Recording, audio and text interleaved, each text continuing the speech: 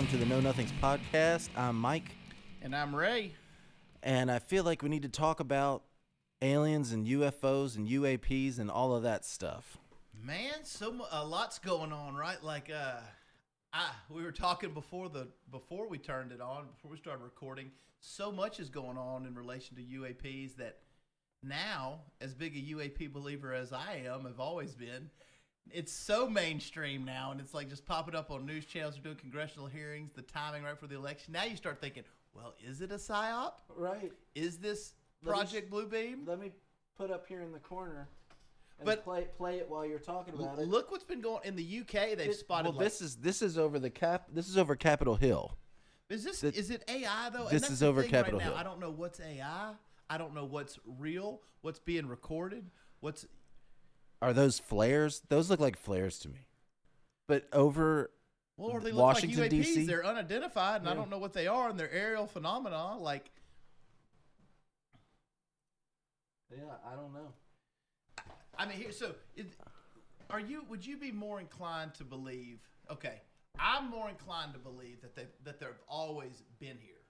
As we've talked about before. Yeah. And I am to believe that we know that just based on what we can see and look at and observe, they have to be able to travel like 3 million light years. So right. we know they're way more advanced. Well, being way more advanced, you would think that they could bend space and time and be able to get here. Time's irrelevant is the prevailing theory, right? Right. We think of time as a construct in the way we think about it. Like, we think about time the only way we know it. And that's there's the beginning of time and the end of time. And we can only see it right now, this part. Right now. But if you're in like another dimension, you can see all of time at once. Or so I've read. I'm not smart about it, but I do read and I'm like, oh no, that makes sense. I mean, I guess. I try not to fall down every wormhole, but you get hard. You get bombarded with so much information, and my mind knows that something is amiss, right? Like this cannot be all there is, and it's not as there has to be like a broader, deeper meaning to everything that goes on. There you would think, right? Like, well, I just seeing like these hearings on here, like that we've got let me go to this. We're talking about the congressional hearings where they If basically you told us believe that they we have crashed craft. Listen to Saying that this. earlier, do we have the bodies of the pilots who piloted this craft? As I've stated publicly already in my News Nation interview, biologics came with some of these recoveries. non-human biologics. That's what they like. Why is it not on Non-human every news? biologics? Non-human biologics. Like What? Show us. Show them. where? I don't know. Show them. They're at some secret base. Yeah. Well, I want to see them. If Trump's is Trump gonna release the UAP files, because he's already said he's gonna release the JFK files, right? Right. You saw what his attorney general said. Did you see that?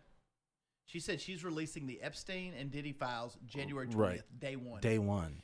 And have you seen all the people fleeing the country now from Diddy? Yeah, like Ellen DeGeneres is in DeGeneres England. Is gone. She's in England, and she changed like her face and her hair and everything. All these people. But the other thing is they're gone, but they're also saying where they are. So like I don't know. That's kind of weird too.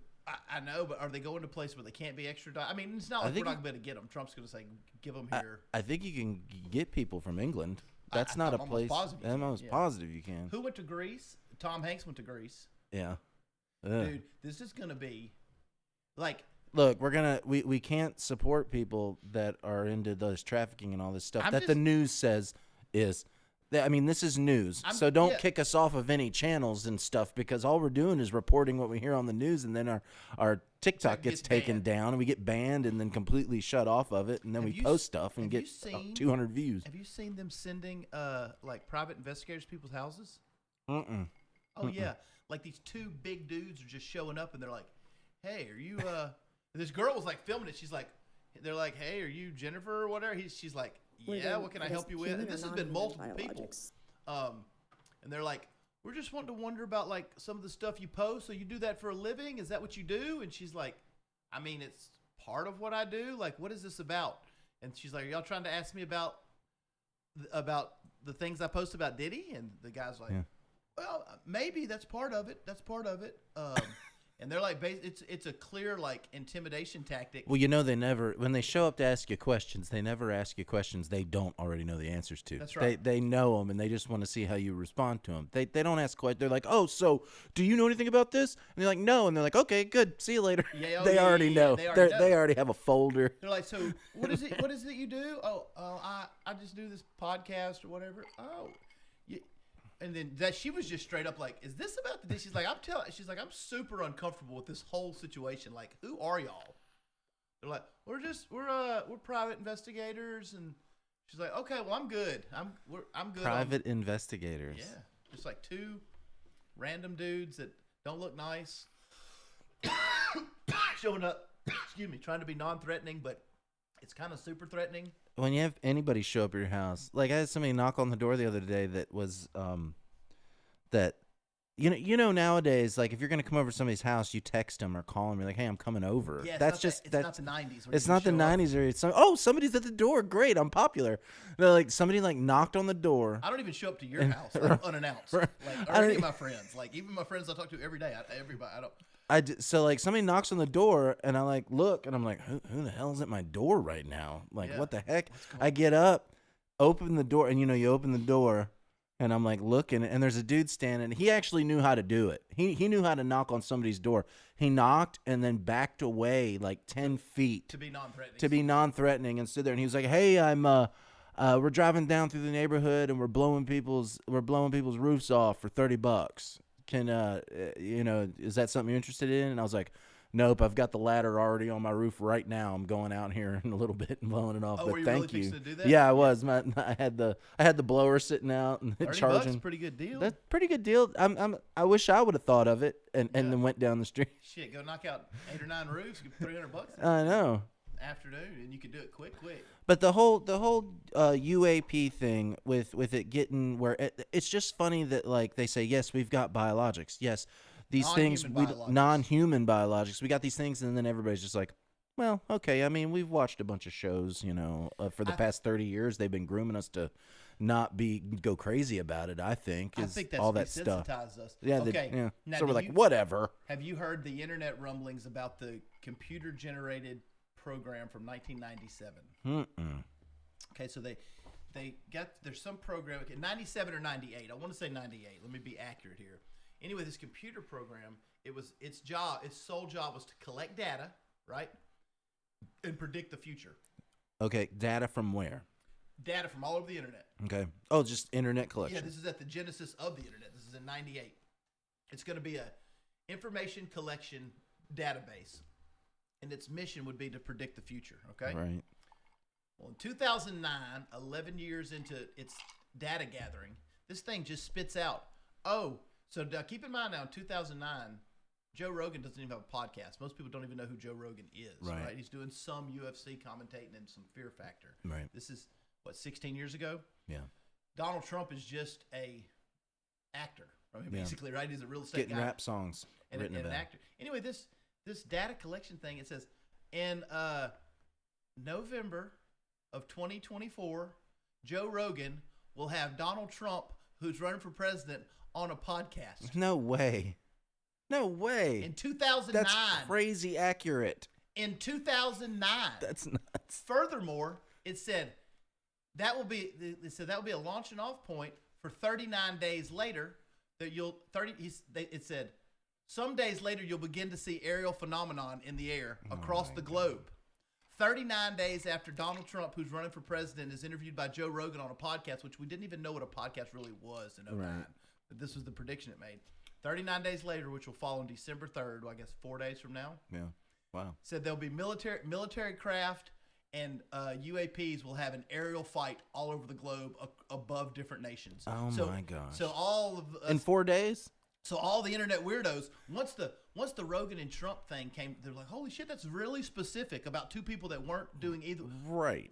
At the time, nobody's running for president. Nobody has a podcast. Nobody really knows Rogan. And you put Rogan and Trump together, of all people, on a podcast. And then you say 39 days later, some days later, you begin seeing UAPs. Mm-hmm. 39 days later, on December 3rd, there's a firefight between military and UAPs in the sky. And then that launches like all kinds of more drama that I don't know what it's predicted after that because nobody can get. At that point is where the internet went crazy. Like, okay, well, I was like, well, this is great. We've got this thing that this is a wild coincidence, the Rogan and Trump thing. They've given a very specific timeline. So if it doesn't come true, we'll just be able to say, well, that was just an unbelievably lucky guess that computer made about. If it does come true, you have to start going, holy shit, what else has this thing said? You also have, but you also have to see that how could they possibly keep it out of the public eye? You couldn't. If it's over everywhere, everybody has phones and everybody can view it. Oh, it would be be impossible to keep out of the public eye. This program, it didn't even allude to the fact that it might be out of the public eye. This is like a global firefight with UAPs and military aircraft. Like, what's this thing saying about cryptocurrency? What's it saying? Do you know what I mean? Like, I don't even know if cryptocurrency wasn't even invented when it started, but I'm sure who knows? But the fact that it's probably missed some predictions, but the fact that it got so granular and it's like it tells you specific dates, time. It said in November 2024. That's crazy. That's just 15 years prior. Right. Could you imagine 15 years from now? What so could imagine happen? It would be like now somebody goes, in 2039, Mike Hinkle's going to do an interview with Dan Schlugenkloss, who's going to be running for president of Austria. Good friend of mine. Right, because it's things that weren't even on the radar of happening. Right. Yeah, right. Okay, I want to look up when Joe Rogan's first podcast was. Okay? Okay, yeah. Let me look this up. Hey Siri, when was Joe Rogan's first podcast? The first episode of the Joe Rogan Experience was released on December 24th, 2009. So this is from Wikipedia. December 24th, 2009. Do you hear how fast I got Siri? Because when I'm working, I use Siri a lot, and I can't stand like the slow, so I like sped it up. So it's like, okay, and I'm like, God, come on, faster. Don't talk to me slow. Give it to me quick, Siri. So wait, one more thing I want to say. Hey Siri, when was the first podcast of oh shoot, I always screw this up with Siri when I can't think of something. You know, kinda who didn't really invent the podcast, but had Tom Green. So, hey Siri, when was the first Tom Green podcast? Like 2004. Tom Green Live, aka Tom Green's House Tonight, was filmed and broadcast live from. Oh no, it's not. The show was that's the show. Let's see, Tom Green podcast. First episode. It's probably like 2005 because Rogan got it from him. He got it from him. Oh, this is cool. Yeah. Well, it says 2013, but he was doing. I don't think it wasn't called a podcast because obviously that name has to be created. Yeah, right. But Joe Rogan saw all the wires and everything in his house. Tom Green. I think I've said this before, and actually even recently. I don't know. I've had this conversation with maybe you or Kylie or something. I was like, Tom Green came up with a lot of shows that sparked in the early 2000s everything that happened after that. Basically, memes, Jackass. Yeah. Like, he did that show that was Jackass, and then Jackass just did his show. Yeah, and then he did podcasts. He had servers in his house and all that stuff because we don't need that shit anymore. And he had the number one song. The number one song. The Bum Bum song. He had the number one song, and then MTV came to him and said, "Look, Carson Daly's off next week. We can't have the Bum Bum song be number one because it was number one." So many, and they were like, "We're gonna have like one of those Backstreet Boys or somebody new or 98 Degrees or something be number one," and he was like, "They were like, come on, man, you got to play ball with us," and he was like, "Well, that's not fair. My song's the number one song. If it's the number one song, let it be the number one song." But he actually had the number one song off the Bum Bum and it was busting everybody out. And then they were like, "Look, we got to change it." That sucks. That's terrible. I would be so mad. So Tom Green has just been stepped on forever.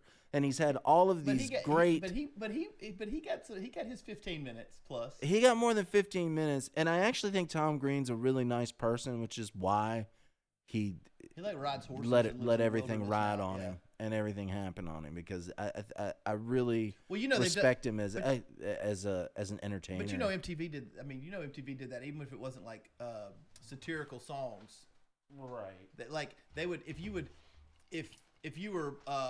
Motley Crue or you were Poison or whoever you were, or once you ran for so many weeks as the number one spot, they would be like, sometimes they would just create. I've watched a thing on they would just create another number one. Like, even though, let's say, whatever song was, let's say a song from Poison in '88 has been number one for like 5 weeks, right? Right. It may still be the most requested in week 6, and they just lie the data.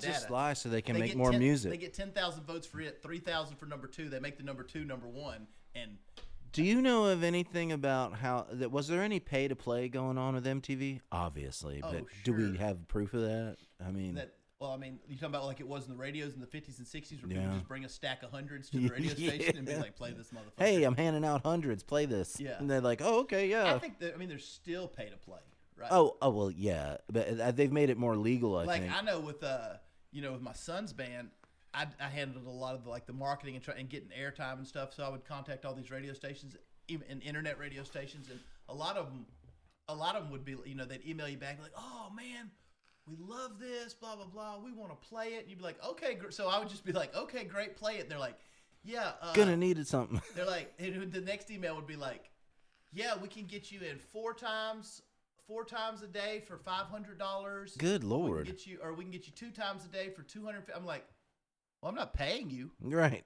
Like, you like it. I'm like, I'm not paying you. If you want to play it? They're like, well, unfortunately, there's just so many great songs out that we have to do it this way. I was like, you don't have to do it this way, because I just had 5 other radio stations contact me and said they're going to play it, and they didn't ask for anything. Right.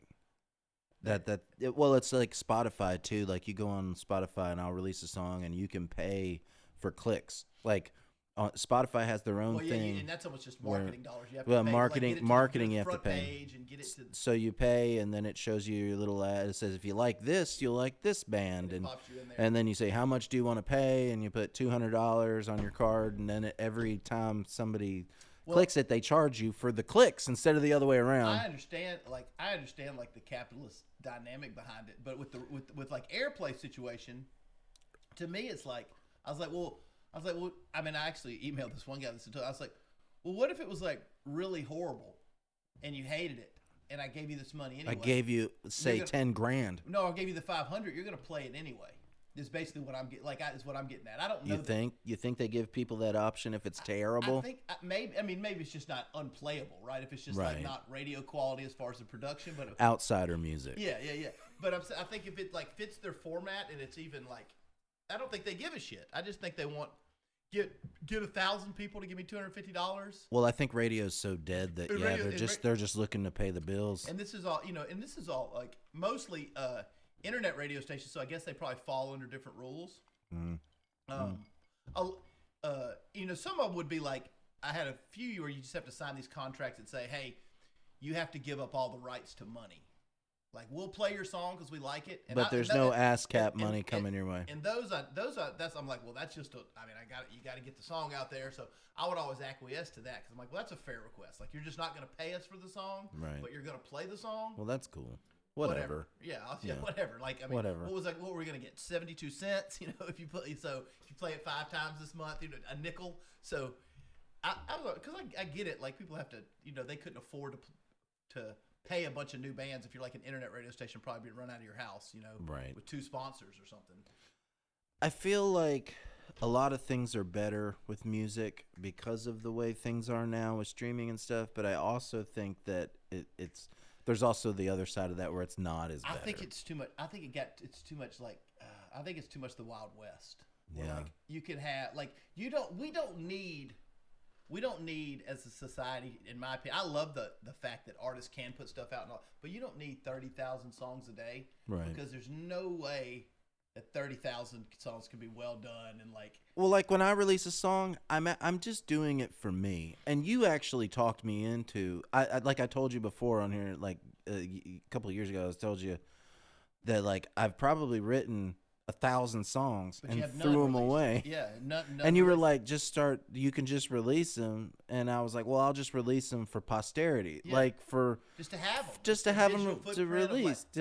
I was here and I died, and these are my songs. Same thing we've done with the podcast, right? We just do the podcast and we're like, hey, look, when I die, there's going to be like hundreds of hours of my opinions, or people, maybe my kids can watch it now. Or your grandkids would be like, "Hey, you want to see Grandpa? Like what he was talking about aliens?" I would think I bet when I die, it'll probably start getting like 90 million views. You know, those Yeah, it's like art, art. So like after an artist dies. Did you see that painting of that artist? It was a blue and yellow on a canvas. It was half blue, half yellow. That was it. Like painted it like this blue, and then painted the bottom yellow. Like basically, like it looked like the Ukraine flag, but just on a canvas. Yeah. And just paint. It went for like $125 million. That's ridiculous. This is money laundering, right? Yeah, right. This is money laundering. Totally. Well, what about the banana? Do you know about the banana that was taped to just the wall? taped to the wall? Say at the It sold. What does it sell for? Sotheby's auction. It sold for ask Siri. Okay. Hey Siri, what did the banana artwork taped to the wall sell for? You'll need to unlock your iPhone first. Well, You don't have any items about banana? I don't have any items You don't about have any items bananas, about everybody. bananas. Anyway, Here, look. Let me look it up. I'll look it up and put it on the screen. yeah. So folks, there was you'll see it when he puts it up, but they just took a banana and taped it to the wall. They call it high art. I guess that like regular people can't understand type of art.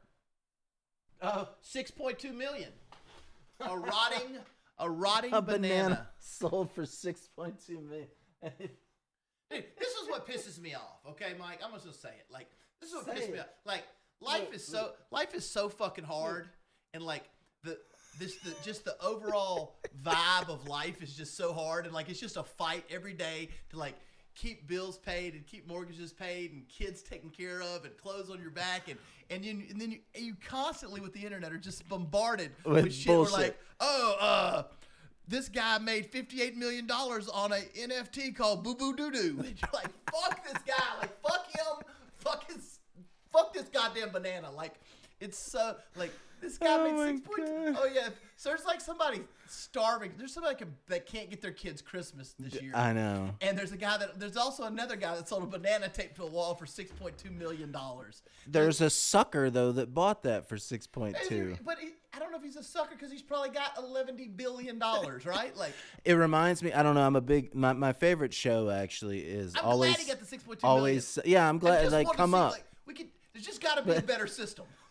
On Always Sunny in Philadelphia, there's an episode where they deal with like the art world, and it's funny because they talk about that in it, and they like say all this stuff like Frank, who is Danny DeVito, like dresses up like in like a wig and wears like all black and does like the whole art thing, and they go to the art gallery, and they're talking about all this crap art. There's like a bag of like pee on the wall that's like taped and stuff, and they just like talk about all that shit, and there's like, well, I think this is great. Well, it's not about the art, it's about the artist. It's about where he came from or she came from, the struggle. And look, and I'm really into art. Like I get it from music perspective and art. Like, it's cool. Like, I understand like it's more to it than a banana taped to a wall. Like, I can get like there's a deeper meaning there, right? I can understand. I don't know if there's a deeper meaning to a banana taped to a wall. Explain his struggle to me and what the banana to the wall means. I'd be like, oh, okay, that's cool, but it's not $6 million cool, right? Like, maybe how much the banana was, but it gets $1,000, $50 for a banana and some duct tape. I'm saying he taped it to the wall. He went through there was some work involved. I did do something cool when I went and saw Tool right before the pandemic. Me and Noah went and saw Tool, and I saw where Adam Jones was going to art galleries the day of when they would play a show, if there was an art gallery in the town they were in. So we went to the art gallery at this place, and it is pretty amazing to see artwork in these huge, like, because when you see artwork, like you see a painting on the internet, it's this big. Yeah. When you go see a painting in real life that is The size of 8 wall. foot wide and you stare at it, it really is captivating to see something that big and like made that big, and it really is amazing. And me and Noah are walking around this art gallery, and I'm like looking for Adam Jones, because I'm gonna be like, hey, what's up? Yeah, because he's gonna be there, right? Yeah, like I was just hoping that like I saw the pattern of his like Instagrams of him being at art galleries in towns where they played. Yeah. And we were in Memphis. So we went to the college. I don't know what college it like was. Your groupie research. Yeah, I was doing like groupie research, and it was like a college, and it had like this whole building of art. So like we went in, paid the money. It was funny because like there were people like the funny thing was I was, you know how I gotta do. I gotta dress up like a rock star and like wear all the rock star garb and stuff when I go to a show. Yeah. So like I'm dressed up kind of rock star-ish, weird. Yeah. And Noah's with me, and we go in, and then there were like they followed us around. Like there were people following us around while we were looking at art, like keeping an eye on us. Like either you think that they thought you were somebody, either A, they thought we were hooligans. Yeah, that's what I was gonna say. This is probably what they thought, or they thought we were in a band or something. I don't know, but like that, but they really did follow us around, and I noticed it like right out of the gate, and like my son Noah, and we're walking around, and like up a stairwell there was a there was a fire extinguisher on the wall, and I stopped, and the people were like following us around. So like they were coming upstairs behind us, and I was like, "Oh, Noah, look at this. This is amazing. This fire extinguisher here. This really captivates like Renaissance period the period of like when people were scared of fire, and like this is the thing." And I was like talking all this bullshit, and they were like standing behind us like looking at it too. Like they were like acting like we were. It's not a regular fire. It's not a. It is art. This guy's a genius. Yeah, this guy's a genius. We're stupid. Like, oh my God, I've been walking past this fire extinguisher for 2 years, and not even realizing the art behind it in the art gallery. I'm so dense. This fire extinguisher is worth $8.2 million right now. If I want to buy this right now, I'll write a check for it. But I did, and like it was so funny because they actually like stood beside us and like looked at it too, and I thought that was so. Did they stop following you around after that? No, they like followed us around the whole time. This was a multi-level, lots of art. That. It was really funny. I would have had to address like. I don't know. I just thought it was really funny. You're non-confrontational though, but like I'm non-confrontational. I would have had to address at all. That. I'm like, what are y'all doing, following me around? Like, well, what's the deal? You good? Do you want my autograph or do you want to kick me out? I paid my $10. Like, I don't know what do you want from me? I'm sure they don't even. I'm sure there's not even. I'm sure there are no hooligans that really come into art galleries. Well, I guess I looked like a hooligan. On our way up there, we stopped at a place where I think it was where Elvis grew up, and they had one of his cars there, and took it. It was real. It was a neat trip. Was it Graceland? No. I was like, wait, no. It was like in Memphis. It was like outside of Memphis, like at his childhood home. Childhood home or something. Really? Yeah, it was really neat. I got pictures of it somewhere. That'd be probably on your phone, I would imagine, right? I guess. Yeah. I don't know. That would be. But anyway, the Tool show was kick ass, and they jammed hard, and it was really cool. We were right up beside the stage. It was neat. Did Maynard kneel by the drum kit? Yeah, well, he was back and forth. Like where we were sitting like stage right level with the stage, and Adam Jones was on the other side of the stage. So Justin Chancellor, the bass player, was right in front of us, and then Maynard on this tour, I don't know if he's doing it now, but like he's always in the back. So like he was in the back over here behind Justin. So we were like boom right there with Maynard. Like he's right there, like 20 yards away. Yeah. And so he would go back and forth though behind the stage and like sing a song over there, sing a song over here, go back and forth. It was really awesome. That's what he usually does. It was really cool. Have you been keeping up any with Doge, the Department of not the cryptocurrency, but the Department of Government Efficiency? Well, only what you've been saying. Man, they've had some wild stuff going on. I'm just trying to figure out. I'm trying to get somebody debate the negative. What is the negative? What could anybody? And there are people. There are millions of them, because they're on the other side. Yeah. What could it be that would make you be in support? Let's have that debate right now. I'll be the kooky negative side. Okay, ready, go. Say something. What is it that you think is good, right, or noble about having all this excess government spending from our tax dollars and wasting all this money and renting empty buildings and paying for programs that are expired, and we're 36 trillion in debt, getting worse, and you want to continue to spend more money, and you think it's a bad idea for people to volunteer to try to clean some of this up? I'm just trying. Like, why would any American be opposed to that? I'm gonna need specifics on those because I think all government programs help people. I think they all help folks. Well, there's $100 billion in improper payments from Medicaid. $100 billion. We're not talking about the legitimate Medicaid expenses. We're talking about $100 billion that people shouldn't have had. Do you not think we should have that $100 billion back or used it towards the country? I think that people need help, and I think Orange Man bad. Orange Man bad. That's really the thing. How about this? $28 million on licensing fees. You're telling me this isn't money laundering, some of this stuff going on? $28 million on licensing fees for a camouflage pattern on Afghan National Army uniforms. Well, they need uniforms. There's no way to debate it, right? But I'm trying. You can just talk. Like, give me the ones that you sent me. Well, give me the ones that you sent me. That was like there's like a softball team thing. That was a dodgeball thing. Dodgeball. I want to make sure that what I say is like. So I'm actually going to their site to Doge and make sure that like it's something they put out. What? Okay, let me just rant on that for a second. How about $2.5 million for a Super Bowl ad to promote the census? Yeah, that's ridiculous. Why do we need to promote censuses? That's stupid. You don't need to run a Super Bowl ad to say, hey, the census is coming. Hey, everybody, I know you're enjoying the Super Bowl right now, but guess what? We're going to be asking who lives in your home, and we're going to spend your hard-earned money on what I'm saying right now. Back to the show. What about $500,000 to assist with the construction of an IHOP in D.C.? Why would they do that?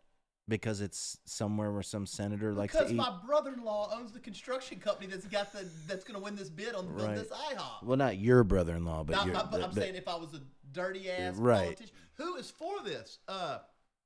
We spent $6 trillion. We took in $4.4 trillion. How about this? $45 million for a diversity and inclusion scholarship in Burma. $3 million for girl-centered climate action in Brazil. What does that even mean? It means I'm laundering money. It's clearly. It has to mean I'm laundering money. It means I'm scratching backs.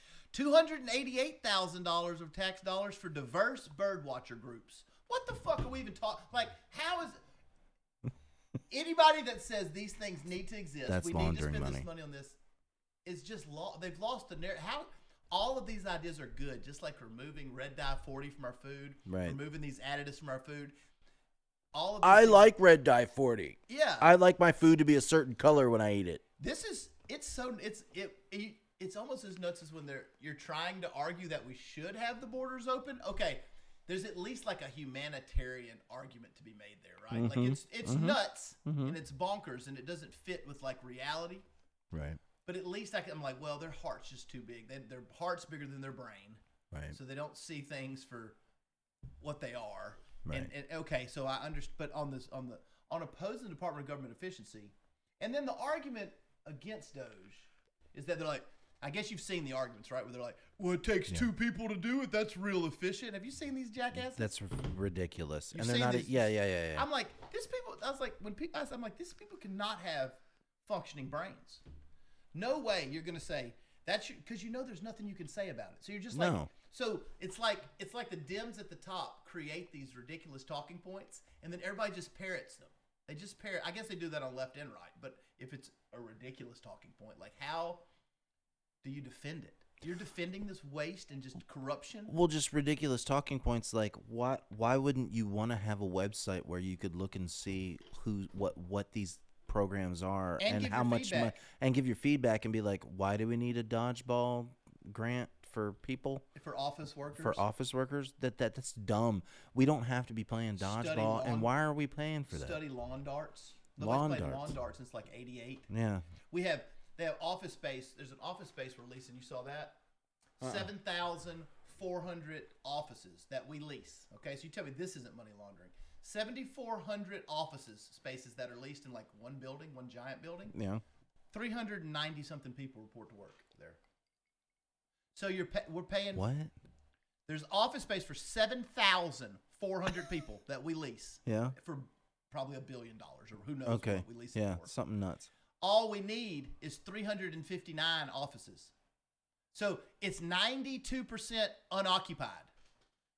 They're just at home. They're not anywhere. They're not anywhere. No, there's not. They're not even these people. These aren't even work from home people. They're nowhere. There is no. And then there's over 1,500 empty buildings, completely empty buildings that the government has leases on. Completely empty. For what? No function, because you own it and you're my guy, and you're gonna.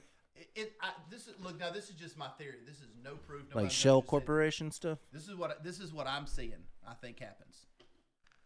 I own an empty building worth $1 million, but I lease it to the government as if it's worth $30 million, right? So I lease it for $30,000 a month, $50,000 a month. But my payment on it would only be $1,800. So my brother-in-law, who's in Senate or Congress or whoever, Senator so-and-so, gets this through. Right. So the government's leasing this one. I receive $500,000 this year from this bogus lease. I kick back to my friend or brother-in-law's campaign, say $300,000. Right. Now I pocket $200,000 for. We're talking about an old, unlivable, unfunctional building, just empty, no use. There is no cause for use. Why would we be paying these giant leases? And why would we have hundreds of them? But we do. So I think you're paying, and this is just total speculation. But what else could it be? Right. I'm going to make $1 million off this building. Right. I'm going to keep $700,000. But I'm like, hey, the only way I'm going to approve my friend or brother-in-law or whoever. The only way he's going to get that thrown in as some pork into a bill to get that building leased is if I give him $250,000 to his campaign. It's like free money, and then you give back a percentage to the campaign. And you do this 10 or 12 times. You're on your way to be making $174,000 a year and stack $170 million for nothing, for doing nothing. Nothing. There's empty spaces. This isn't a building I have to maintain. No. I don't have to send landscaping crews. I don't have to send cleaning crews. I don't have to make sure the office equipment's up to date. I don't have to make sure the HVAC works. I don't have to make sure the roof doesn't leak. I don't have to make sure it has new tile. I don't have to make sure it has new brick. It's a fucking 100-year-old building abandoned on the side of Dubach, and I charge $1 million a year to lease it for no one. Well, they need that. They need those. That's what they need. We need that for the continuancy of government. If you were on the left at this point, if you're on the left, you have to literally be arguing that point because they argue everything. Oh, they are opposed to everything. You could say at this point, I swear they could say the right could say, "Hey, we have this guy. He's got a cure for cancer. It's a 100% shot. We've done the research for 20 years." They'd be like, "This is ridiculous. It's absurd Nazism." You take this, you're a Nazi. Yeah. That is where we're at. I know, it's nuts. I'm sitting there looking at people and going, I had this in the comment section with somebody. I said, you have now backed yourself into such a corner that you are now trying to debate for more food additives, more government waste, more spending, and more corruption. That is what you are trying to argue through. I don't know how you're going to do it because you're being very unsuccessful right now. And they work at Burger King. I don't know where they work. Where they work? Nobody does work at Burger King. I love Burger King. No, they don't. No. They're not like these aren't people that are like, No. They're millions and millions Mike. of dollars. You must be missing the uneducated whites. I'm missing it. We're the uneducated whites. Oh, that's right. Completely uneducated. The only reason the Republicans are even in office is because uneducated white men and uneducated white women put them in there. That's all they. We talked about this last time. Every single time they bring it, they're like, I've seen this thing like if only educated people voted and like the whole map's blue. Yeah. I'm like, bro, I told this person that posted, I was like, this elitist, snobbish bullshit that y'all think is cute or funny is what lost y'all the election. Right. You sound like a fucking moron. You sound you sound like an elitist asshole. Everything that we hate, everything that the left used to hate, which is what I used to hate Republican elitist assholes. Fuck. Right. Yeah, of 100%. 100%. It's completely flipped. It's completely flipped around. The thing that blows me away the most about Kamala Harris's thing was the night that we were all voting, when we all voted, she didn't even come out and address her people at the place Howard. At the place at Howard where she invited everybody to come and celebrate. She didn't even come out. She's like, I'm not going out there. It's such a slap in the face to those people. They should know that that's a big slap in the face to them. And where is Kamala's $1.4 billion? You know about this, right? Her campaign? You don't know about she raised She raised the most money. Oh, I think she gave it to entertainers. She paid entertainers. Yeah. No, that's like. I mean, she did, but that's like this much of it. She paid her staff. She only had this money for 100 days. In 100 days, she went through 1.4 billion. She paid her staff $500 million. Oh my God! Can I get on that staff? Guess what Trump paid his staff for the entirety of the election? What would Trump pay his staff? What's your guess? $250,000. It's way more than that. It's I don't know money. Okay. I don't know the dollar. Well, I don't know what a dollar is. $500 million for a staff. So let's think about. So then let's just another political campaign. We'll call it Trump's, but it could be anybody's because the numbers. I'm not one to have this conversation with about money. I'm like, I don't know what a campaign costs to run. Well, like, okay, let me take another stab at it. Okay, what you said? She spent how $500 million. She spent $500 million. He spent $10 million. Exactly right. Oh, whoa! Look at me. So by a factor of 50. Wow.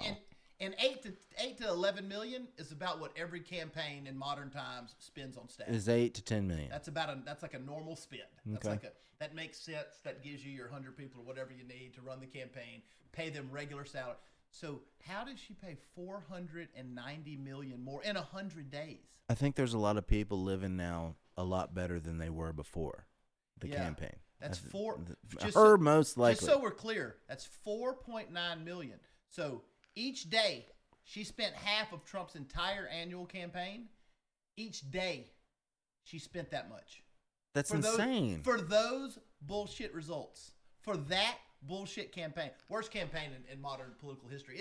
Every time I think about it, every time I think about that campaign or I watch the campaign, I'm like, I can't believe you could have a train wreck this bad. I cannot believe how bad Kamala Harris's campaign was. It was unbelievably, mind-numbingly there's not enough words in the dictionary to express how terrible this campaign was. How off the rails it went. And if you say it was a great campaign, I don't care if you're on the left. I'm on the left, really.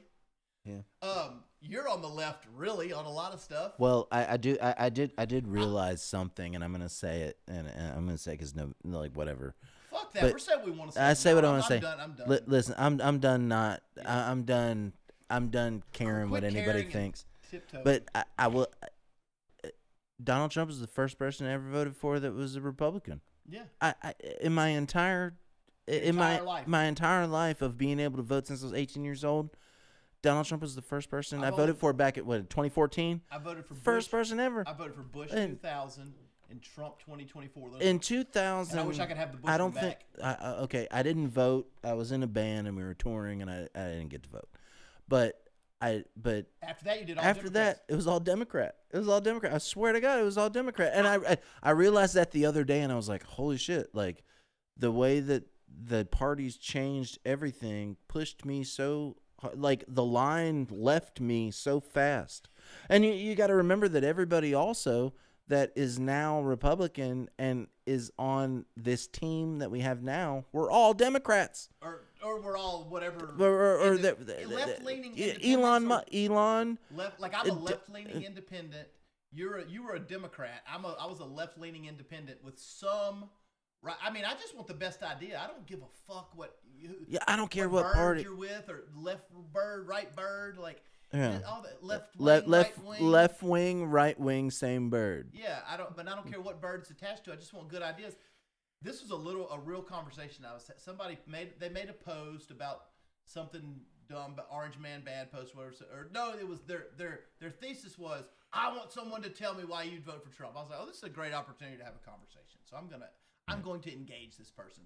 Right. So I just went in the comments and said, hey, I'm kind of a left-leaning independent, or I guess center-left would be the best way to describe it. Center-left independent. I never really voted for Republicans. I'll tell you why I voted for them. I said, this is what everybody voted for. We wanted world peace. We wanted secure borders. We want corruption out of government. We want corruption removed from government. We want people held accountable for high crimes and misdemeanors. Right. And you know what they wrote back? They wrote back, well, that's everything the Republican Party is not. And I just said, you must have just not watched 1 second of the campaign, because I said it may be a giant lie, and I may have got fooled, but that was the entire campaign with those things I just mentioned. That's the reason I voted the way I voted. I said that is literally the entire campaign. What in the literal hell are you talking about? Her campaign, had no ideas, no substance. His had a very clear thing that I could articulate over and over and over again, right? It was a very clear message about border security, a very clear message about government corruption and cleaning it up, very clear message about overspending, a very clear message about, hey, these are my RFK and health.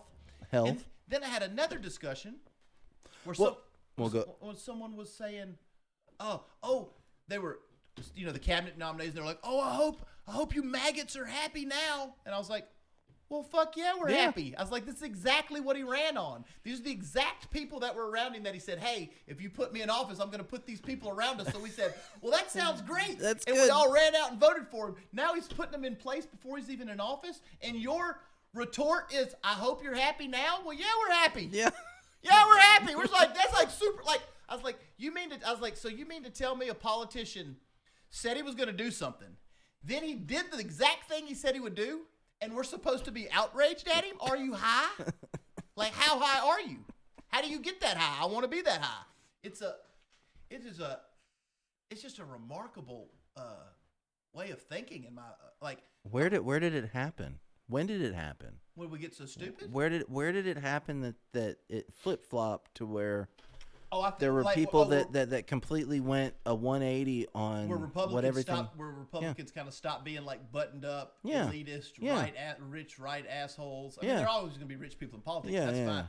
But with the shift to like where Republicans started supporting like health, and Republicans started having like EV manufacturers on their side, Right. and Republicans started like wanting world peace. Right. I think it kind of happened like from 2020 to now. Yeah.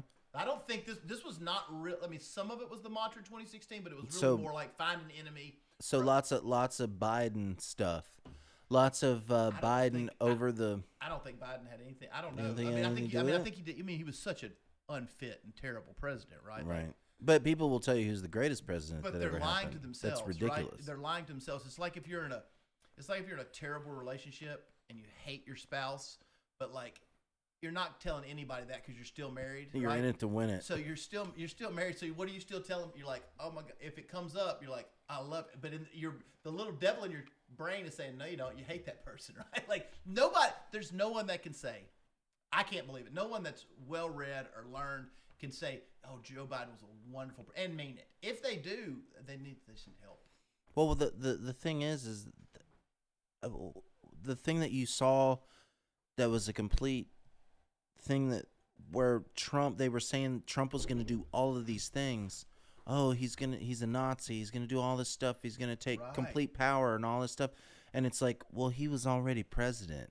So like he didn't do that. He didn't start any wars. He didn't do any of that stuff. He actually helped. He didn't do any of that stuff And as president. it was like, how are you? He didn't do any of that before. Why are you saying that now? I think, and then all of a sudden, and so if the guy is like the little German man, and I'll say it like that so we can post it on TikTok and on other sites, but if the guy is really like the little German man, you're telling me like MSNBC, like Joe Scarborough and his wife, you're going to run down to Mar-a-Lago to meet with him, and Mark Zuckerberg's going to run to Mar-a-Lago. You saw Mark Zuckerberg went and met with him, right? Yeah.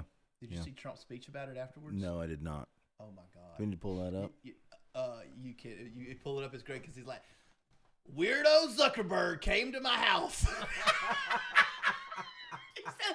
So I was like, God, Trump cannot help himself. Even when Zuckerberg's obviously went to kiss the ring and extend an olive branch, right?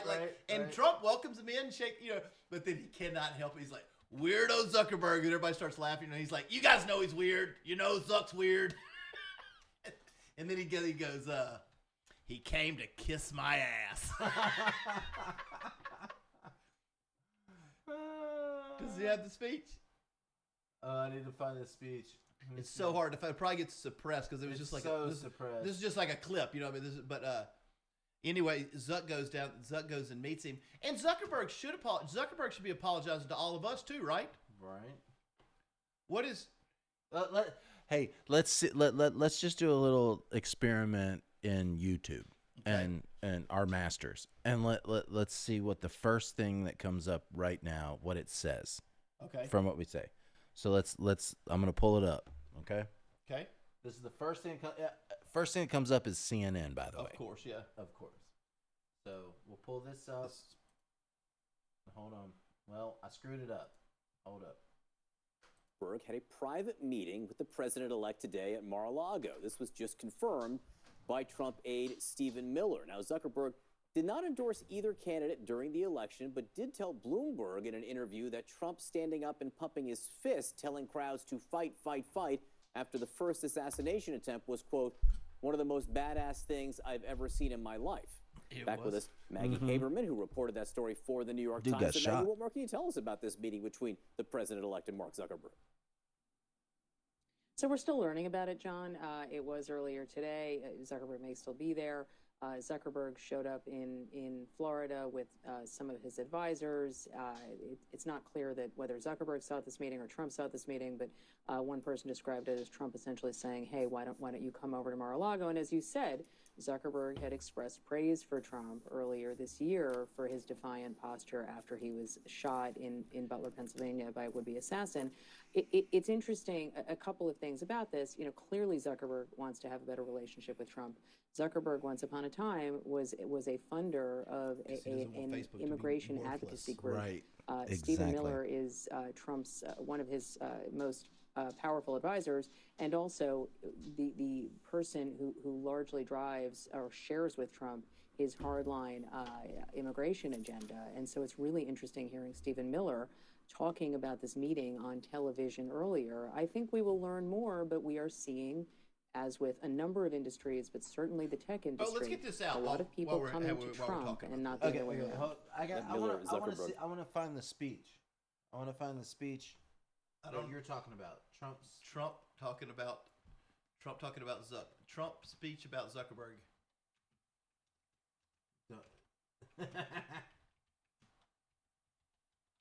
Came to kiss my ass. It's gonna be hard to find. I'm telling you, like it popped up on like. That's 3 months ago. Yep, maybe it was AI. It's so hard to tell nowadays. It is. You have to really like cross-reference everything. It's hard to find anything with on YouTube for sure. Oh, for sure.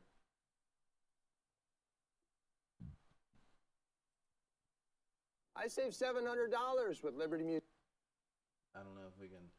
I gotta like hide that for a second because I don't know if that'll pull us off of the. Oh, that's just Trump. Look, but look at this. Look, the Mexico leader is already. Trump's not even in office. Doesn't it feel like he's in office? Right, it does. Sorry, like the Mexican leader calls him. Putin wants to talk to him. Trudeau has come out with a speech. All these people are only doing what Trump says. I've never seen anything like this. Have you? Have you ever seen? No, everybody started jumping and fetching. Everybody started jumping and fetching and stepping and fetching as soon as he got in line. They were like, oh, wait. And then we had China, and they were like, we want to have a good relationship with the United States of America. And anybody that denies that that's what happened is full of shit. Yeah. Just like because Daddy's home, and he just doesn't do any kind of bullshit. There's just no bullshit with him, and I love it. Sometimes it's too much for me, but like, I could take like this if he could get like, but whatever. Everybody's got their own personality quirks. I have. No, I just really like the team they got going. I like the transparent. So like the biggest thing about it is the transparency. The biggest thing is the thing with RFK Jr.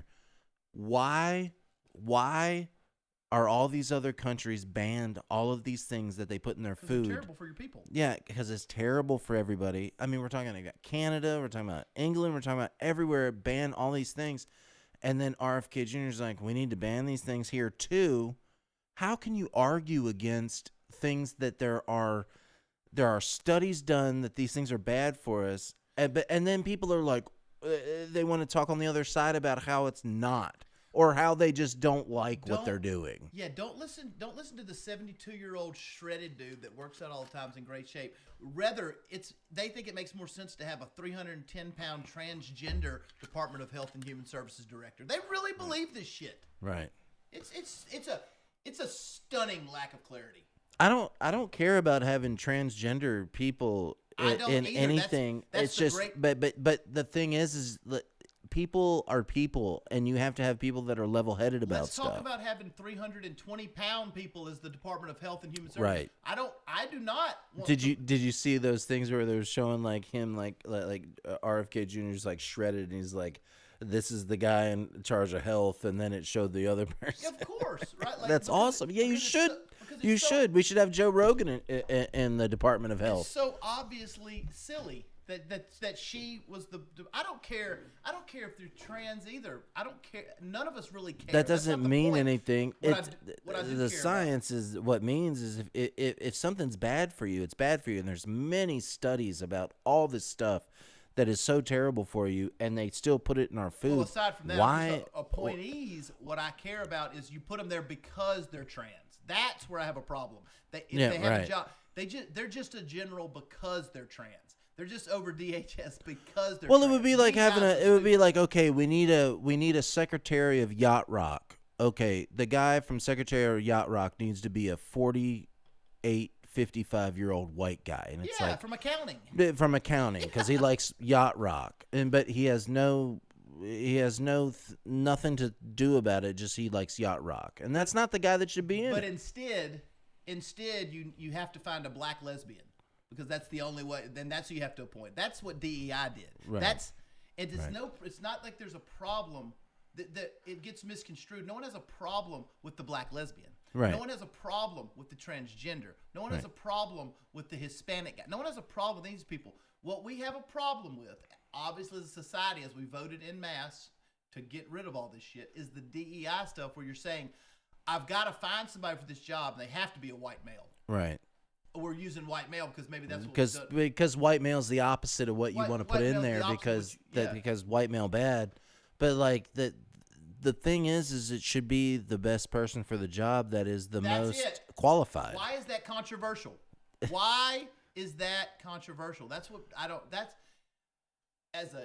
if I'm independent, if I'm on the left, if I'm on the right, I've swung all ways, mostly staying center left. But how is it controversial? There's obviously people, like if we had to take tests to hold these jobs, if we had to take a test, right? Yeah.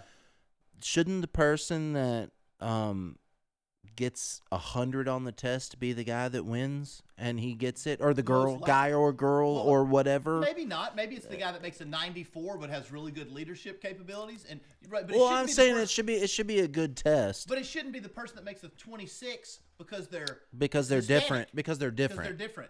Whatever way that's wrong. Different, because people aren't different. Humans aren't different. We just have different melanin in our skin, or we're born in a different. But we're all the same, and that's what the Republican Party is saying is like, snap out of this hypnosis that you're in, because you're in a hypnosis.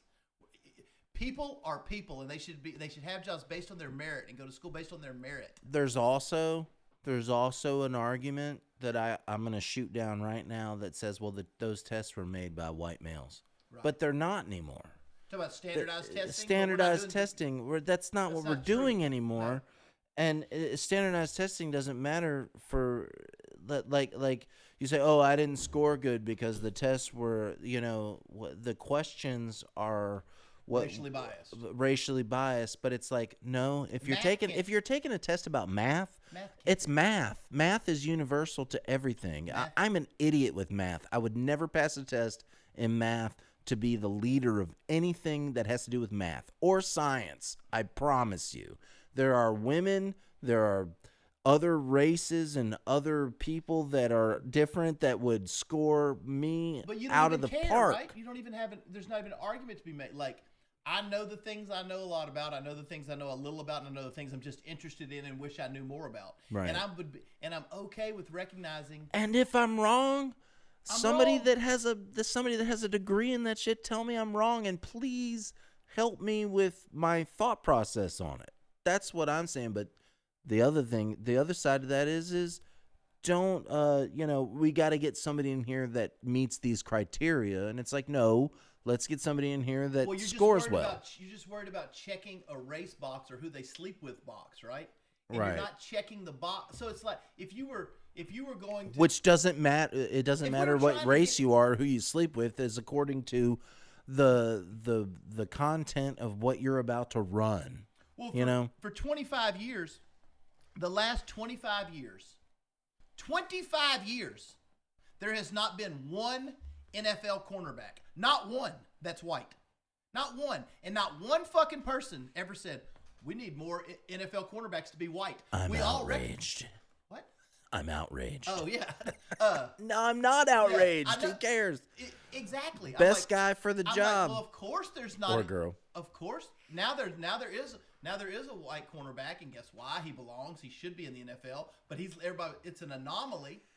But if you just went around looking for white cornerbacks, you're going to get an inferior player. Right. So why would you want an inferior player? Because you're looking for some specific, and that would be dumb. And I would say that was dumb if you were saying white guys should be playing all the NFL cornerback positions. Right. No, they shouldn't. They shouldn't. There's not enough of them that are that fast and that strong and that agile. Right. What? So everybody has to like get rid of these things where we're all broken up into it's performance based. Everything. It's intelligence performance based. Yeah. Just because I don't understand that, like, for the past 100 years it's like I understand where I almost understand where like white privilege that's like it's like a weird thing, but like where you get a pass because you're white and you don't fit a demographic, but that doesn't really matter anymore. Well, here, let me say this. I'll say this. White privilege exists and is real based on, and this is what white privilege, it's gotten distorted, right? Right. Okay, it's gotten super distorted. All white privilege means, and was ever meant to mean, is that no impediment to your life has ever happened because you are white. Right. Nothing negative has ever happened because you are white. And there obviously are things that negative have happened because someone is black. And that's it. That's it. That's all it meant. But it got twisted. Well, I'm poor, so I've never... Didn't matter that we understand white people can be poor. So there's a lot of poor people. That doesn't, yeah, but they still, but I'm saying based on just no one sticks to the original definition of what it is. Those poor people who are white, their life was never negatively impacted. Right. Because they were white. Well, I will tell you this, and I haven't been pulled over by the cops. But we don't use that. That's not how that's how the definition goes. Right, but like I haven't been pulled over by the cops in a long time because I don't go anywhere anymore. Right. And I pretty much live in my house. But years ago, I can understand where white privilege comes into play, where you get pulled over by a white cop, and they ask you if there's a weapon in the car. And I was pulled over, and they were like, "Hey, you got a weapon in the car?" I was like, "Yeah." And he says, "Where is it?" And I said, "It's in the glove compartment." And he goes, "Hand it to me." And I was like, "I'm not handing you my gun. There's no way I'm handing you a gun. You can go. I'll unlock. You go over there and you get it."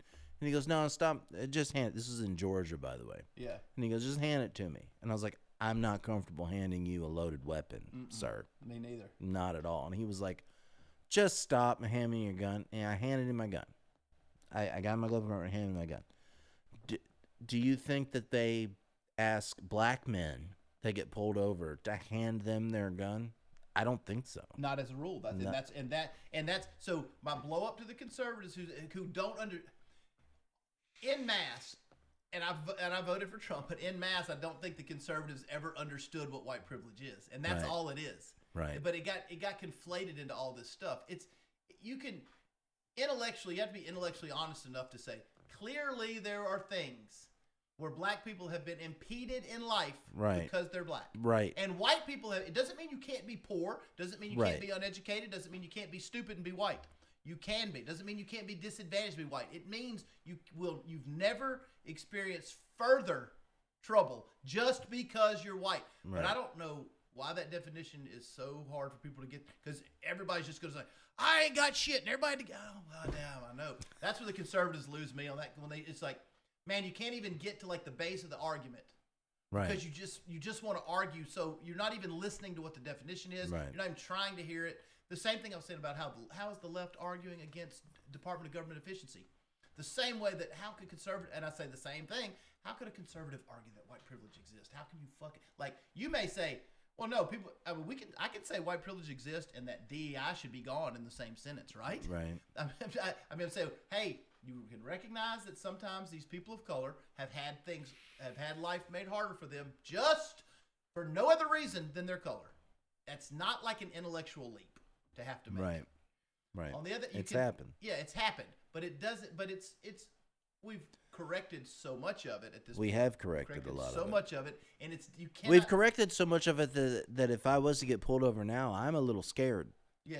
Like I'm a little scared that it's overcorrected. Right. And I'm whenever I get pulled over by the cops, I would be like, yes sir, no sir, here's my stuff, my hands are on the wheel. Always. And also these cops are also scared. They're scared They're because dealing with bullshit all the time. They're scared because they got to deal. They got the hardest job in the world. They got the hardest job in the world. When you every time they make a traffic stop, they don't know what they're dealing with. They don't know what you got. They don't know who you are. And also now in 2024, almost 2025, they don't know if this white guy's dealing with something and he's gonna fucking flip out, or this black guy's gonna deal with something and flip out. They don't know if this Mexican guy's gonna deal and flip out. They don't know, so they treat everybody the same. So it's like, hey man, I'm gonna do it, and it blows my mind to watch these videos on YouTube where people like give shit to the cops when they get pulled over. It's like, God damn it, you were doing 15 miles over the speed limit, and you're giving them fucking shit, and you're like being a dickhead to them. It's usually older white women or older white men, and they're giving them shit. And it's like, man, I'm just trying to do my job. You were speeding. You're in the wrong, and I'm trying to do my thing. I don't know who you are, and I want to go home tonight. I want to die. But look, the whole blow up about cops fuck up, right? Cops make mistakes, and they do stupid things. In every single thing that is on the planet, every job anybody has, there's dumb idiots who have those jobs, and unfortunately, there are cops that are bad cops, and there's a lot of bad cops.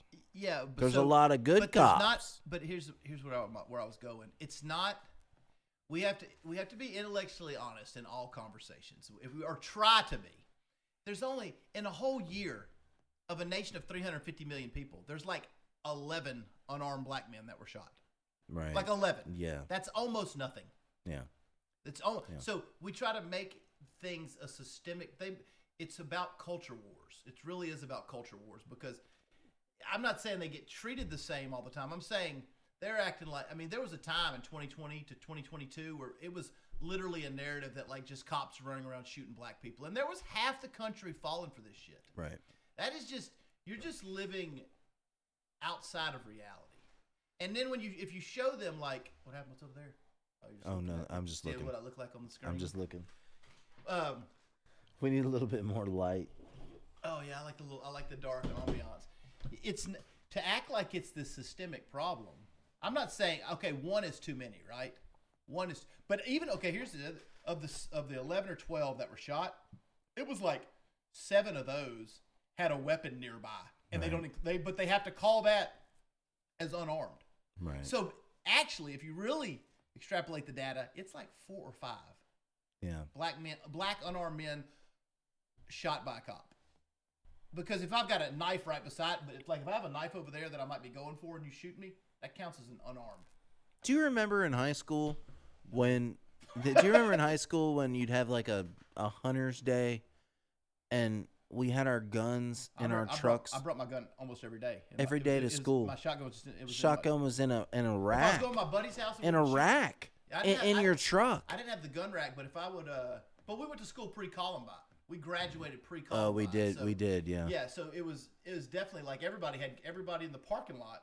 Dude, there were days in school where you didn't have to come to school on time because it was hunting season. Deer season or whatever. It was deer season, and you didn't have to come to school, and then you came to school with your kill, and you had your guns racked up in the back of your truck. Well, I mean, man, the way it's so different now. The 80s and 90s to me, the 80s and 90s at this point feel like an entirely different universe that existed. Like almost like right. a separate life that I live that I can remember. Yeah. But it almost does. But a lot of things I'll start talking about stuff from then, and I'm like, wait, it almost doesn't seem real. The 70s to the 90s were such a different time than even, I'd say maybe even up to like 02, 03, somewhere. 02, 03? Somewhere everything changed and it just got different. Yeah. The air is different. People are different. Totalitarian. Like, it got I don't know if that's not the right I don't word. know if that's the word. That's not the right word. It was a But everybody got dimension shift. I know where you're going with that, but I'm gonna bring it talked about a lot to like a reality part of it where it's like, so Columbine happened in what year? 98 or 99? 90 or 99. Mm-hmm. And then Columbine happened, and it was like, well, maybe we shouldn't let. Right maybe after you graduated. Right after I graduated in 97, so like right after that, it was like, well, maybe we shouldn't have hunters come to school late and have their guns on come racks. School late's one thing, but bringing guns bringing in your car guns in your car You're not in bringing the a parking loaded lot. 30-30 or 30-06. Yeah. Which I just have a 30-30 in my Firebird. Whatever. If I was going to my friend's house, we're gonna shoot cans later. No one even thought about it. No. Because I was definitely never going to pull it out and shoot it at someone. No, never, not at school. Nobody ever thought of that. I never thought about And then after Columbine, it was like these dudes got together and they were like, people off their rockers were thinking, well, I'm going to go shoot up a school, and that's fucked up. Is that about the time? As we're talking through it, it seems like maybe that's like where there was a timeline shift. That's where all the Mandela effects kind of kicked in. Are you up to date on all the Mandela effects? Yes. All of them? Not all of them. What's your take on? So give me what you think it was. All right. Let's just go. Let's kind of. All right. We'll change the topic so we get to do on podcast. That's what we do. That's what we do. Do you remember Bernstein Bears? Yes. Not Stain, Bernstein. right? But you remember Bernstein with EI. Bernstein with an EI. Let me just say. Yeah. I was like a pretty voracious reader as like a kid. Like I read. Me too. I read a lot. So I have very, very specific memories of Bernstein Bears. Like I had whole collections of Bernstein Bears. Me too. So what is your take on what is that? Well, Mike had to go to the restroom, so we're just getting into some Mandela effect thing. He's on his third glass of scotch, and that makes him have to have pee-pee time. So 3 scotches and I gotta pee. Yeah. I just had one non-alcoholic beer, and I'm about to have to go. But after we talk about this, I'll be able to make it through the show because I'm a professional here. Yeah. Just kidding. I have to pee almost every show. I can't. I do a radio broadcast. I can 2 hours. I can never even get through my. The longest running one of all time. 2 hours. I can never even get through my a full radio broadcast having to pee. Okay, so what is it? You recognize it's Bernstein Bears. I recognize it's Bernstein, and everybody born in the 60s and 70s says it's Bernstein Bears. Why would they change it and try to gaslight us into believing that we're mistaking? I've got theories. All right, well, hit me up. So you definitely believe it was Bernstein. Yes. EI, and you like I am yes, convinced. 100%. Okay, so I have theories on this. Okay. I'm gonna play devil's advocate on everybody thinking that there was some weird thing that's going on. This is what I think. Do you know how like Temu, you order like a Gibson guitar and it comes to you from China and it's a Gibson? Yeah. It's a Gibson. Yeah, a Gibson, yeah. Yeah. Maybe there were other companies ripping them off. And to rip them off accordingly, they ripped them off and spelled it differently so they would make the money. That's one thing. Well, why would the theory suggests it never existed? There's never such a thing. I get that. So that doesn't fly. Well, how about the Fruit of the Loom with the cornucopia? Definitely had cornucopia. 1,000,000%. 1,000,000% it had the cornucopia, and now it doesn't. That's the only way I knew what a cornucopia was. Well, the one the if we're gonna talk about Mandela effects, was that on me the whole time while I was gone? No, it was on me. Oh, okay. Yeah. The cornucopia with the Fruit of the Loom blows my mind. It blows my mind. Mine too. Because it blows my mind because there was a fucking cornucopia. 1,000%. And I had Fruit of the Loom underwear. Yeah, me too. Everybody. I had shirts. I had everything Of was course. Fruit of the Loom in the fucking 80s. Of course. And it had a cornucopia. Of And course. now it doesn't. That's stupid. That is the weirdest thing I've ever seen in my entire life. Well, what about just the blatant denial? That's ridiculous. What about the blatant denial that Shaq did a movie called Shazam? I know that he did. I know he did. I know he did. I was 17 years old.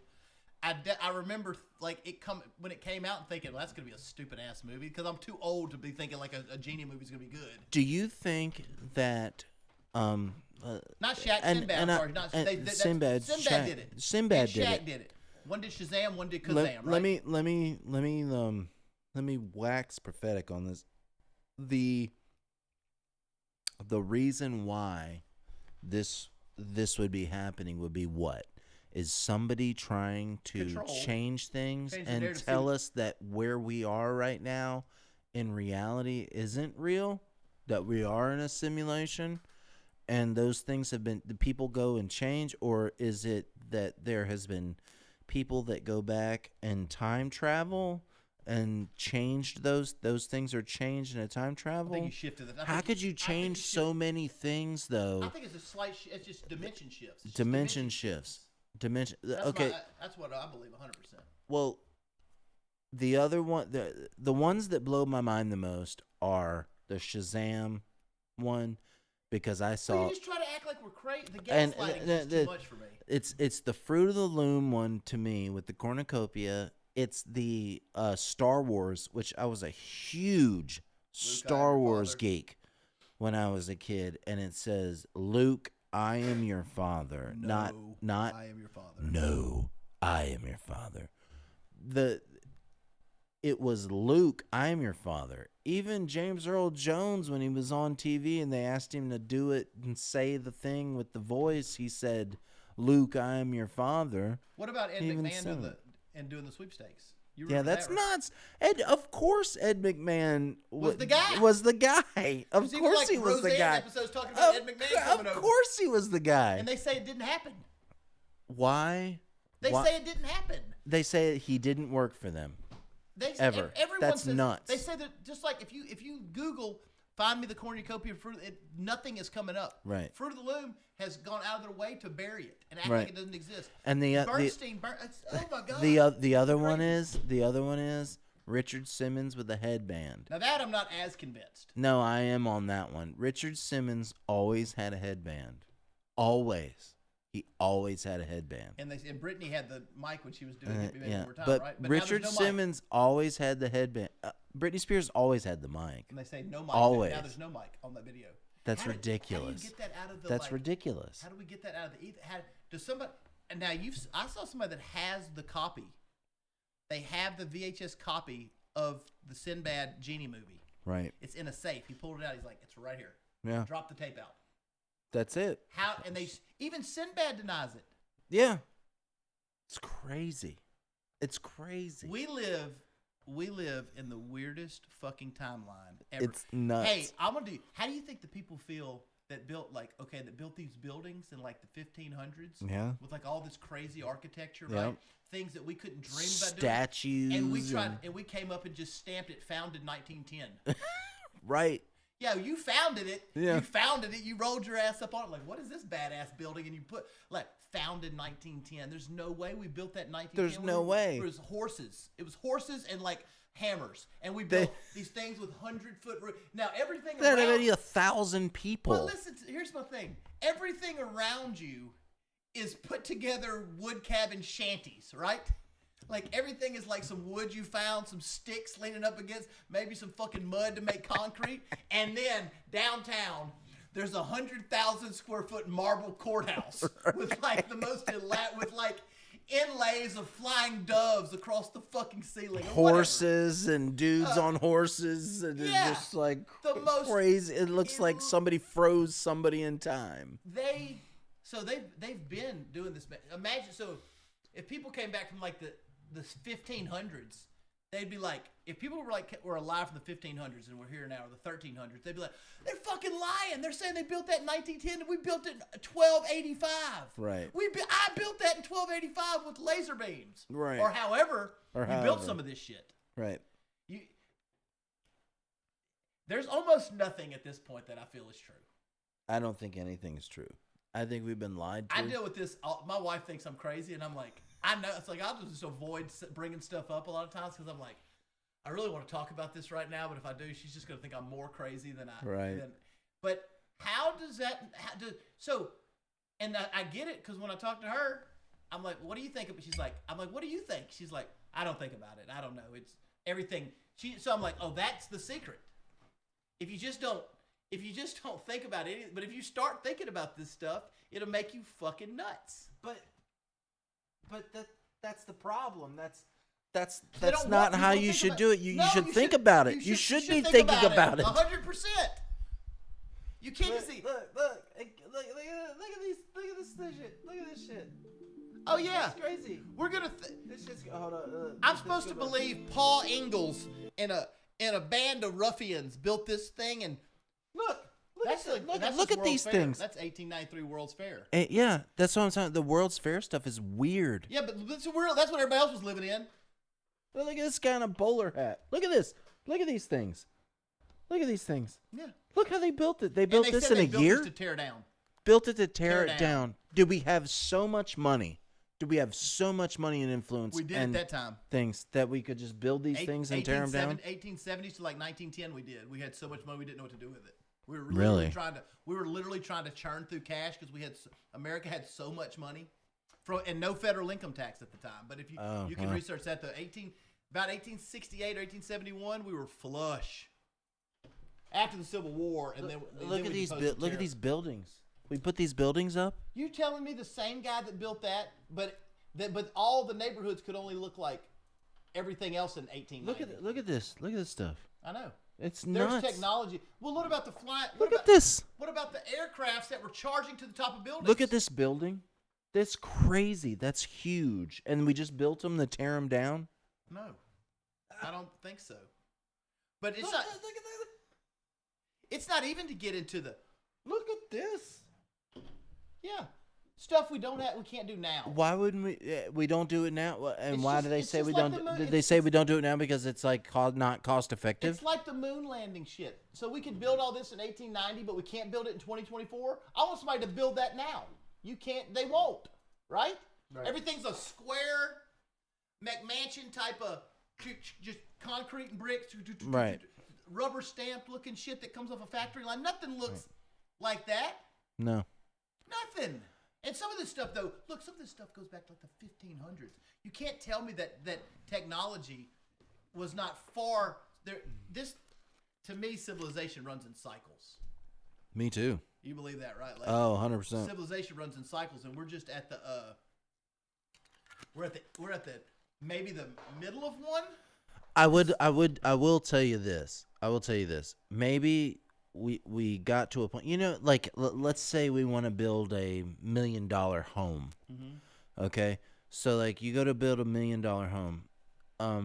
They're just going to go off a square foot and they're going to go off of wood, brick and mortar. Right. And they're going to build you a home and it's going to look like a bank. And it's going to look like a bank. Yeah. Right. Instead of, and if they wanted to build, when you walk up to the house, statues and all this stuff. Well, now it's going to cost $5 million instead of $1 million. So I think people just is it maybe it's more cost effective to build it bigger with cheaper shit to make it look expensive. What does cost effective have to do with like suppressing all of Nikola Tesla's inventions and writings and not teaching that to people? Oh, that's a completely different thing. It's the same exact thing, though. Is it? Yeah, it's the suppression of facts to keep your public enslaved. It's 100% the same thing. Suppression of technology and advancements to keep people enslaved. Well, yeah, I get that. That's what the same thing with the design stuff. Do you think if we would have had if Nikola Tesla would have had all those papers and everything done, we would have had cell phones 100 years ago? We had free energy. You had free energy. Oh, 100%. We had free energy. You can't have that. Dude, we had flying ships in like what 1920? Flying ships that charged to the top of buildings. Yeah. We don't make that in 2024. If somebody did, we had electric vehicles in like the early 1900s. I saw those electrical vehicles. I went to Cleveland a couple years ago to a museum, and they had a whole wing of electrical vehicles where they plugged them. They had these vehicles with batteries, and they plugged them in. Like I we saw thought of that in like 2009. Yeah, right. And that was already a thing. We could have already been on that. You know, my theory is that the government has a ton of this technology, way ahead of us. Is it the government or special interest billionaires who have it all? Shit. Same thing. Same thing. shit. People that rule the world. People that rule the world. Right. What about the Rothschild burning up in his Beverly Hills mansion? Oh yeah, I just saw that. What the hell? What was he about? What was he about to come out with? Probably some Diddy scandal. I bet some. Oh, Diddy. Yeah, 100%. Yeah, I don't even. It's a Rothschild. You look. This is gonna. This is all. This is not even allegedly. and they said we couldn't get in there because of all the gates and stuff, and it burned up. We couldn't get in there. I'm saying it's just Ray Creasy saying it's not something that's been reported. I'm not reporting it as reported. I'm saying. Well, now we're getting and it banned. sounds very conspiratorial, and I understand that. Would not be surprised 1% if he was not dead, not in there. That's right. Like he's gone. Why wouldn't one of the richest people in the world just stage his own death, move off to wherever he wants to move off to, right? And then when it all rolls out, that he's somehow gonna, he's gonna watch. I'll just say it. Like if I'm wrong, I just come on here and say I was wrong. There's no Rothschild in the Diddy report. Okay, maybe I'm wrong about that. And I don't. Well, I'm sure there are Rothschilds in the Diddy report. Rothschild, I don't have really that much sympathy. I mean, I don't give a fuck really. But they're just evil people. Right. They're controlling the world, controlling the not world, good, and pushing us around. People, we're all just cattle. You're telling me the rich man, he couldn't? Nobody could fight the fire. Nobody could get him out. We probably won't ever see a body or a funeral. It's just like it happens. If you had billions of dollars, you could fake your own death and then go somewhere else. I wouldn't be living my life in a way where I might have to fake my death. I just believe that. All right. Like, because if I was doing that, if I was doing things where I need to fake my death, I would just do that rich or poor. Right. But I mean, I get when you're the people that are going to be implicated in this Diddy thing. This is going to be.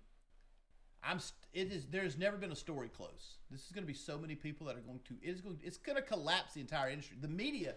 Legacy media is already dead. It died in this election. It's done. It died. It's on over. Well, it's on life support right now. It's on life support. It's I mean, they get.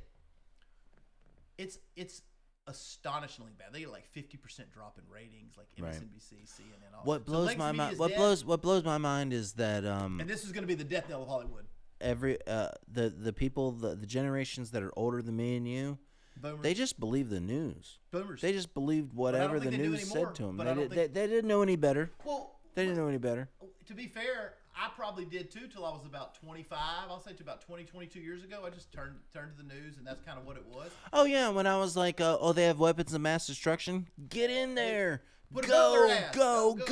Yeah. And then later I was like, They didn't really have anything. I was never on board with that one. I always felt funny about that one. But I'm a little younger than you, so like I was like, yeah.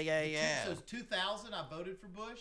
Then was really a big supporter after 9/11 because I did follow hook, line, and sinker. That I didn't at that time think it was like a government psyop, which like whatever. But we'll see the report soon, and all the crazy people, like always, will be right. It's like the JFK, the moon, the MLK, Malcolm X, all the shit that makes us weird makes us right. Right. We're not gonna be right all the time, but we're turned out to be right more often than not. But I didn't feel, man, after 9/11, and I was like, wait a minute. I was always like, it's the Afghan terrorists that got it. Why are we going into Iraq? Right. And then when the story I told you behind it, of course I didn't know that story till probably 10 years later about the weapons of mass destruction we talked about last time. When he blew them all up per your request, and then you went and killed him. Right. For doing what you said, so you could have his oil. Democracy, my ass. Where you like, it's always been done in the name of democracy. Right. That was the old Republican Party, and I think that's what some people still have the Republican Party as. Right. Like the Bush Cheney, just like when the Democrats were like so excited to have Dick Cheney. I think we talked about this on the last one, right? But it warrants mentioning again. When the left starts getting excited that Dick Cheney is supporting you, you're on the wrong side of history, bud. Right. You guys are clapping the left. Democrats, you guys are happy that Dick and Liz Cheney are on your side. Oh, even Dick Cheney support Duff beer. What the fuck? Like, I'm like, oh yeah, mind blow. But how do you think that that switch happened? How did the switch happen where it went opposite? I think there's more. I think there was honestly more people in America that are left center and right center that have more in common than they have not in common. I think that was the main catalyst that it kind of, let's get to this it was like, this all makes sense. It just made sense to more people because it's so rational, right? Like, yeah, of course you have secure borders. Everyone has them, right? Right. Everyone. It's not controversial. Of course, if there's criminals in the country running around raping and pillaging and doing whatever, there's criminals in our country, of course they should be deported. Of course they should. There's people that came in. Of course we should aim for world peace. Of course. Of course. The reasonable people on the left and the right can go, I like peace better. And it just started not being cool to be for war, right? It never was cool. It never was. But it was cool for a certain faction of the far right. War was cool. Because they got to make war cool and masculine and appealing so you can sell more weapons. So more because the industrial, the industrial complex. If you combine all that and then you combine how far off the left went to a place that most normal people, whether they want to admit it, believe it. I know they're dealing with this right now. It's a lot for them to deal with emotionally, but left, you're going to get it. They went so far off the reservation that normal people, you couldn't even recognize what normal is, where you start trying to justify, like, yeah, of course drag queens should be around first graders and dancing and grinding and making it rain on 6-year-old little girls in like school libraries. When you start trying to normalize that, it's so abnormal that no one's going to be with you. No one's going to, and no one who was with you, no one. Yeah, but where has that happened? It happens all over the place. Pull it up. Okay. Just pull up. I guarantee you pull up drag queen in a library, and then you tell me that, and then tell me that the left wasn't supporting that, and tell me that it's normal, because it happens. It's not something. That's the other. It's not something the right made up.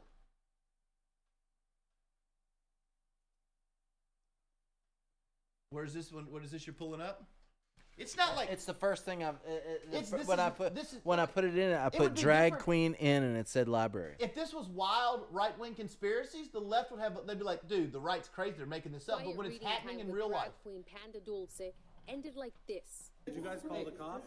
It was stormed by 8 Proud Boys who disrupted the event. The incident occurred Saturday, and witnesses who wanted to stay anonymous. Now, I don't want to throw it 2 years ago. Yeah, okay. I'm just pulling shit up. Yeah, but and yelling offensive slurs against the LGBTQ+ community. They came that's not. I'm not with slurs. That's not. You don't have to do that. That's. I'm not with the Proud Boys. I'm saying the left made this stuff normal, and they can't say they didn't make it normal because they 100% did. But it's also hard to pull things up, and you got to. Here, do it. I'll do it on TikTok real quick so you can. Here you go. Here you go. Here's a bunch of stuff right here. Look. Well, I'm just showing you. Look, Mike. This is a better representation. You're looking on YouTube for like we don't have something primed up, but like I'm showing you like these are ready-made clips, ready to go. This is all. They tried to normalize this because the conversation was. Why did the switch happen? Because they tried to normalize this. They tried to make us feel weird. I'm not saying there's no problem with the drag queen, okay? The problem is the drag queen in the elementary school. Does that make sense? It makes sense to most people, right? No. That doesn't make sense? No. That most people would be opposed to that? Yeah. No. No, it does. Wait. What? You're saying it doesn't make sense? It doesn't make sense. That we'd be opposed. It does no. Make sense. Yeah. It makes sense that we would be opposed. Of course we're opposed to that. Right. Why are we bringing drag queens into elementary school? And it doesn't. If you had a straight stripper come into an elementary school, a straight female stripper come in and start stripping. There's one that they're throwing money, or you're taking them. Hey kids, today we're gonna learn how to dance on a pole. Or let me say, or what about? Let's just take it away from schools. when you start trying to normalize to Americans that we're going to have a pride parade, okay, cool. And then a bunch of dudes show up in assless chaps and start fucking each other, grinding on each other on these floats. And I've got my 5-year-old there, and I'm just supposed to say, yeah, of course my 5-year-old's supposed to be here because Pride Month. It's not the same thing. It's inclusion, Ray. Yeah. It's inclusion. It's no. Sexuality shouldn't be pushed to children. Period. It doesn't matter if it's straight, gay, whatever it is. That's the whole point. So they tried to normalize this odd behavior, make us gaslight us into believing that we're somehow that you're some kind of bigot for saying this is ridiculous. Right. So they lost the narrative. They completely lost the narrative. So if you had everybody left center, right center, looking for common sense answers, you have a group of people from the left, Democrats, Republican, all come together, give a bunch of common sense solutions, and then you still got the left screaming at the top of their lungs about all this nonsense. Of course, you're going to dominate, and that's what happened. Well, elementary school isn't the place for any kind of sexuality, anything. Gay, straight whatever. Gay, anything. It should just be elementary school taught things. How do you read a clock? This is 3 o'clock on a school. How do you do math? This is how you do this. Oh, by the way, here's a guy who's a girl who's doing this or doing that, or here's a dude who here's a chick who likes to dance on the weekends to make money. That's not what kids should hear. At all. At all. But they got. I don't get it. Here's what I'm going to say. The left has to have the extremes. They have to have those people because that's their only base. Right. They have to cater to them. They have got to be sitting in closed. You also have to say though that everybody on the left is not. Just like I'm just say that. No, I'm on the right, and I don't like everything on the right isn't 100% agreeable. Everything on the left is 100% agreeable. We have like these. That's what I was saying. These have these like people that are 100% in on that stuff. You're a fool if you start saying everything that this person does is correct. Right. If you're like everything Donald Trump does is perfect. Yeah. I don't agree. Yeah. You don't believe it. You are in a cult then. You're in a cult then. If you agree 100% with somebody that does something that you agree that like, okay, I'm here on this side, and you agree 100%. You're like, well, whatever he says, whatever he says is right. That's not how people should be. Where I was going was the Dems on the left. They have to get in closed door meetings. They know this. It's not like I'm some political scholar, right? Right. This is just like I just pay attention to the world around me. I have reasonable intelligence, and I can see things that are happening. I know that they get in closed door meetings and go, guys, we got to fucking get away from this. We have to get away from these Looney Tunes. We're putting in these cross-dressing, luggage-stealing people into positions. We're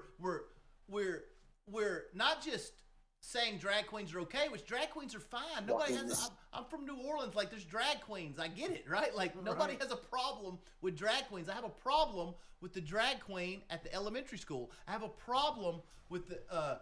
That's what people, and I know that they get in meetings and go, how do we back away from this without losing? Because the crazies are their base. Right. One of my favorite comedians is Eddie Izzard, drag queen.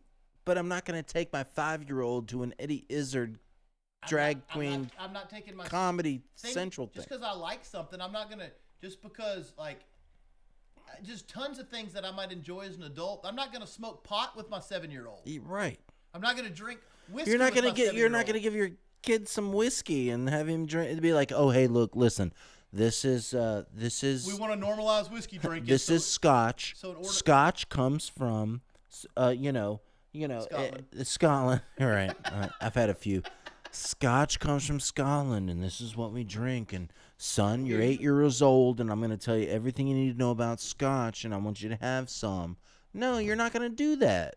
Why would you do that? They're a kid. It's insane, right? Right. And these things that everybody universally agreed with. Scotch comes from Australia. We didn't have. It comes from an Australian. I know I'm being.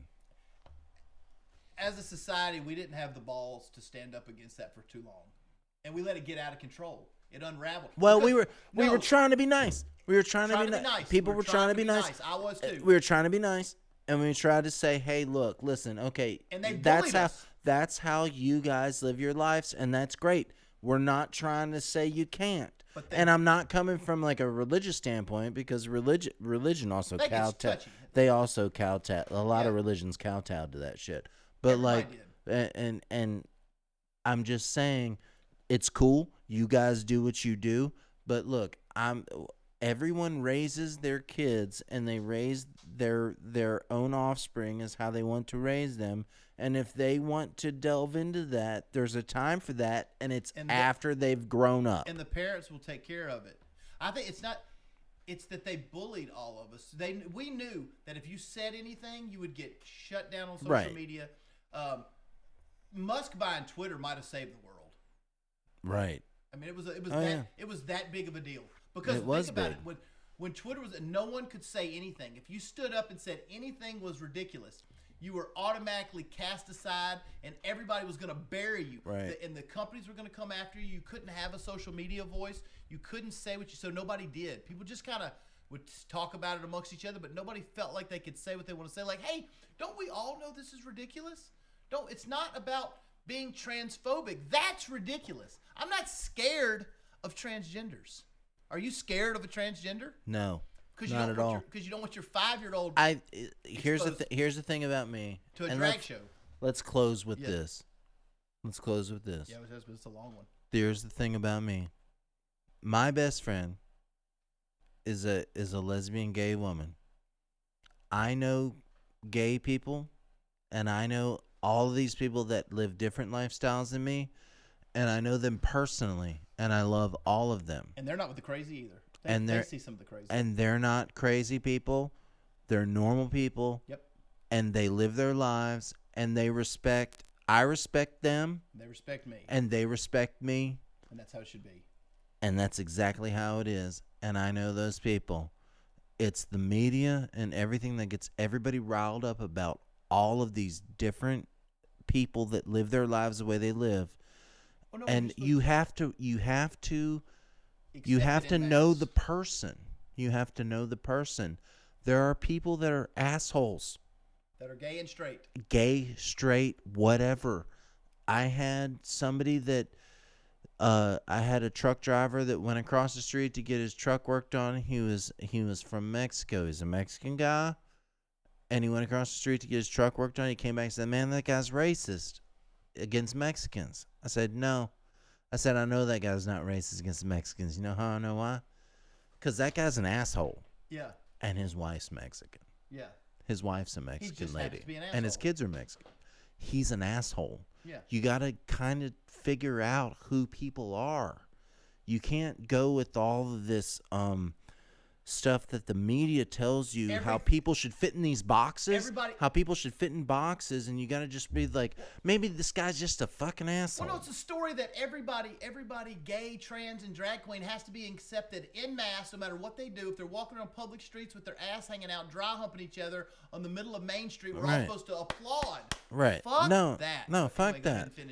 People are people, and you just have to know people by who people are.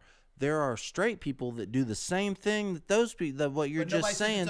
But nobody says it's okay. But nobody says it's okay. That's my problem. That's right. Nobody says it's okay when it's a straight dude. If it's a straight dude out there with his ass out, dry humping his woman, not every single person in the world stands up and goes, "Hey, this is bullshit, utter bullshit. Shut this down."